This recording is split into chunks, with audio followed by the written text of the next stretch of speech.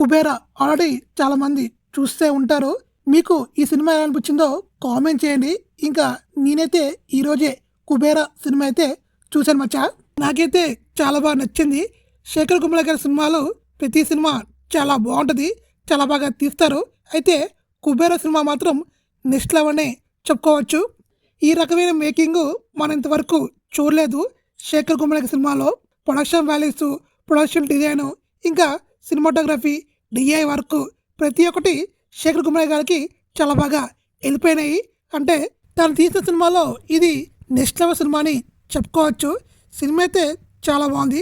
అయితే ఈ సినిమా తమిళ్లో మాత్రం చాలామంది నెగిటివ్ అయితే చేస్తున్నారు. ఇది బిచ్చగాడు 3లా ఉంది, యావరేజ్, జస్ట్ ఓకే, ట్రోలింగ్ అవ్వచ్చు, కొన్ని రివ్యూస్ అవ్వచ్చు, చాలా నెగిటివ్గా అయితే ఇచ్చారు.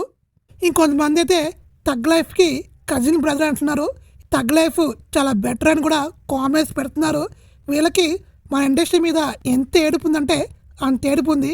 ఈ ఏడుపు జనాల్లో ఉందా లేదా తమిళ ఇండస్ట్రీ వాళ్ళలో ఉందా అనేది నాకైతే అర్థం అవ్వట్లేదు. విజువల్గా చాలా బాగుంది. ధనుష్ యాక్టింగు, నాగార్జున గారి యాక్టింగు, రష్మిక, ఇంకొంతమంది కొత్త వాళ్ళు ఉన్నారు. వాళ్ళందరూ చాలా బాగా చేశారు. ధనుష్ అయితే వేరే లెవెల్, చాలా బాగా యాక్ట్ చేశాడు. ఆ క్యారెక్టర్లు మనం ధనుష్ లాగా ఊహించుకోలేము. ఒక బిచ్చగాళ్ళలాగా చాలా అంటే చాలా బాగా చేశాడు. ఈ సినిమాని మాత్రం డెఫినెట్గా మిస్ కాకుండా చూడండి. చాలా మంచి సినిమా. ఇంకా ఈ సినిమాకి రేటింగ్ ఏంటంటే నా రేటింగ్ అయితే 4/5. సినిమా చాలా బాగుంది. అక్కడక్కడ ల్యాగ్ ఉన్న సినిమా బాగుంటుందని చెప్పుకోవచ్చు.